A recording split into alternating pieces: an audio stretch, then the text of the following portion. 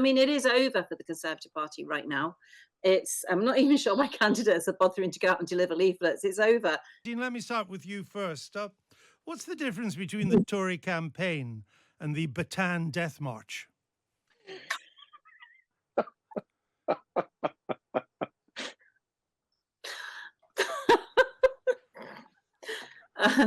I couldn't possibly answer that question, Andrew. That's an unusual question to start with, Andrew.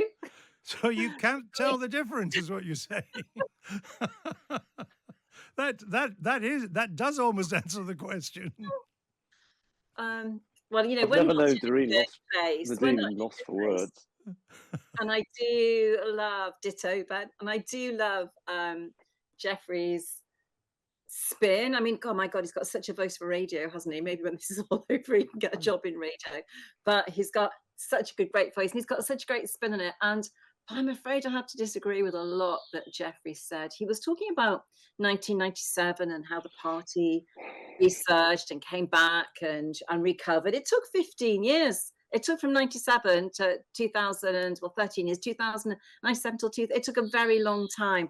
But the one thing I will say, though, Andrew, is there's a big difference between now and 97. I mean, it is over for the Conservative Party right now. I'm not even sure my candidates are bothering to go out and deliver leaflets. It's over. And, you know, step in, welcome Labour, because you're obviously very welcome by the electorate. But what I will say is this. In 97, and for me, this is the stark difference, you had Tony Blair, Teflon Tony. And there was Teflon Tony, and Tony Blair is not Keir Starmer. And I think Labour are going to come into power if they win. If something miraculous doesn't happen in the next few weeks, if Keir Starmer doesn't, you know, have his own Mrs. Duffy moment or whatever it was that Gordon Brown had, I think they will have a difficult 5 years, very difficult. And that's because politics now is very difficult. And that's due to social media and various other factors come into play. And they don't have that. It's very much about personality, as you've seen the campaign lit up by Nigel Farage, as you saw it with Boris Johnson. There is not a lot of love out there for Keir Starmer. A lot of people will stay at home. He will come in by default. And I think he will find it hard to do what Tony Blair did and have those 13 years. I think there is a chance for the Conservative Party to come back. And a lot of that is to do with the fact that Keir Starmer is not Tony Blair. Okay, I've got to bring Ben Bradshaw in now. We got to have, you know, a little bit of equal time here. So let me come to you, Ben Bradshaw. Labour is cruising to a victory by effectively saying nothing. Aren't we right? It may not change how we vote on July the 4th, but aren't we right to be suspicious of what he really intends? I don't think so, Andrew. I mean, I think Keir is obviously being very cautious. I think that's a sensible approach to so-called Ming bars strategy, but I think it also reflects the public mood. And I disagree with something Nadine said just now. I think, you know, Keir is not Tony Blair. She's right about that. But the public mood is very different from the one in 1997. There's much less optimism. There's much more disillusionment in politics generally. And I think Keir has been determined to underpromise in opposition and in the run-up to the election. And if we win, then to over-deliver. She's right. It's going to be very difficult. It's going to be difficult for whoever wins the next election because of the fiscal inheritance. But no, I think he's shown by the way he's grasped the nettle of the Labour Party, sorted it out in such a short space of time. And if you'd asked me after 2019, the disaster we had under Corbyn, whether I thought there was a chance that Labour might be back in contention after just one parliament, I wouldn't have believed you. But he's done that. And I think he's shown through quiet determination, competence, and good strategic sense that he will start addressing some of the problems that the country wants addressed. However, what underlay my question was that Keir Starmer campaigned for Jeremy Corbyn to be Prime Minister of this country twice. He ran for the Labour leadership on a Corbynista platform. I remember interviewing him at the time in early 2020. He's now heading for power as Mr. Moderate. Surely the people are right to be suspicious of what he might do with a huge majority. Well, firstly, every Labour candidate always campaigns for their party in an election. I campaigned to try to save my own seat under Jeremy Corbyn, but made it quite clear to my voters that I wasn't a huge fan. But I think that the the manifesto he had in the leadership campaign was firstly in a very different age. It was before COVID.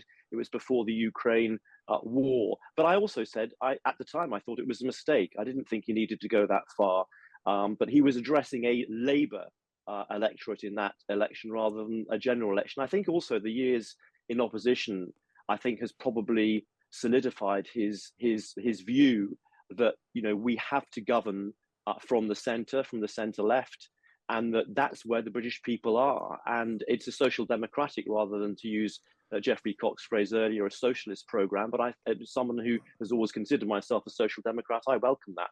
Nadine Dorries, if the Tories do as badly as the polls suggest, and they could be reduced to a rump, some Tories said to me, actually, if we get anything like 200 seats, that would be an amazing result. We're worried that it may be closer to 100. If it's something like that, would you welcome Nigel Farage and reform into the Tory fold as part of a move to revive the party? So first, I respond to a point Ben made when he talked about the fiscal and economic situation. I'll just remind him of the note Liam Byrne left the last incoming Conservative government in 2010. There was no money left. So, you know, straight back at you, Ben, there. And there is money left, because obviously there's fiscal headroom for the promises that have been made in all manifestos. On Nigel Farage, I don't think it will be 200 seats either, Andrew. I think that's wishful thinking. You know, my own calculation is somewhere around 50, the 50 mark. I don't 50. think it's going to be. You think the Tories will be down to 50? So as of today, here and now today, not you know, I may have a different opinion in 2 weeks. Who knows what will happen during the campaign? But as of today, I think it's going to be staggeringly low, our return. Then you'll need Nigel Farage in reform, will you not? So Nigel Farage, this is an interesting one, isn't it? Because you know, you journalists, you're all over Nigel Farage like a rash at the moment. He's one man. I've never he will touched him. arrive in Westminster, maybe not physically. He'll arrive in Westminster, and he will get as much attention in Westminster as someone like George Galway does, because he'll be just one of 650 MPs, as Ben knows. He'll have to bop up and down like everybody else. Sure, but is he part of the Tory future in your view, or isn't he? There are many MPs who will lose their seats as a result of Nigel Farage. I like Nigel, you know, on a personal level, I like hugely, and you know, he deserves to win a seat after. But what's the answer to my question, Nadine? So he will have cost a lot of Conservative MPs their seats, and they won't forget that. The Conservative Party won't forget that. And I think it will be very difficult. I know there are MPs saying that we should, you know, maybe even bring Nigel Farage in as leader of the Conservative Party. And that's why Nigel's standing as an MP, that he knows there's nothing he can achieve, absolutely zero he can achieve.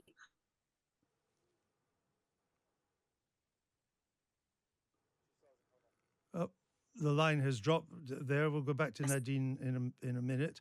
Let me go to Ben Bradshaw for the moment. Ben, is there such a thing as too big a Labour majority? Is a super majority, as Mr. Shapps called it this morning? Is that good or bad for Keir Starmer?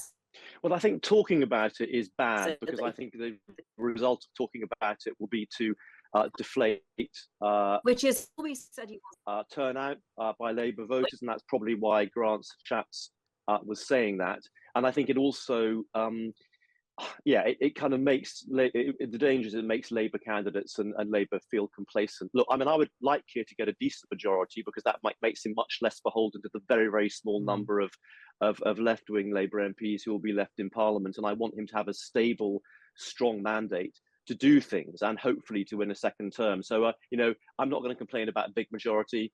But I don't like the talk of a massive majority or a Tory collapse, because that will deflate voter motivation and activist motivation. Okay, let me go back to Nadine Dorries. Nadine, I'm sorry, we had to leave you because your line was dropping. I think we've got you back now. I wasn't quite sure if you really thought Nigel Farage should be an integral part of any Tory future or not. So let me ask you this: should the return of Boris Johnson be part of any realignment on the right? Well, certainly not in the immediate or even the near future. It's the Conservative Party needs to sort itself out. We need to see who comes back after this route, if that's what it's going to be. We need to see who we've got and what the Conservative Party consists of, because, you know, I think what we need to do is define to the electorate and to us, what are Conservative principles? What is it we stand for? Who are we? And I think all that needs to be worked out possibly in a year or two after the election. But should be worked out without Nigel Farage or Boris Johnson. Look, Nigel Farage has his entire career campaigned to exactly what's happening now, to destroy the Conservative Party. He said it himself just recently. I don't think someone who will admit, and that is, I don't know if you heard before, that is obviously Farage's game plan to get into Westminster, to lead the Conservative Party, because he can achieve nothing on his own. I think he will be welcomed by all quarters of the Conservative Party.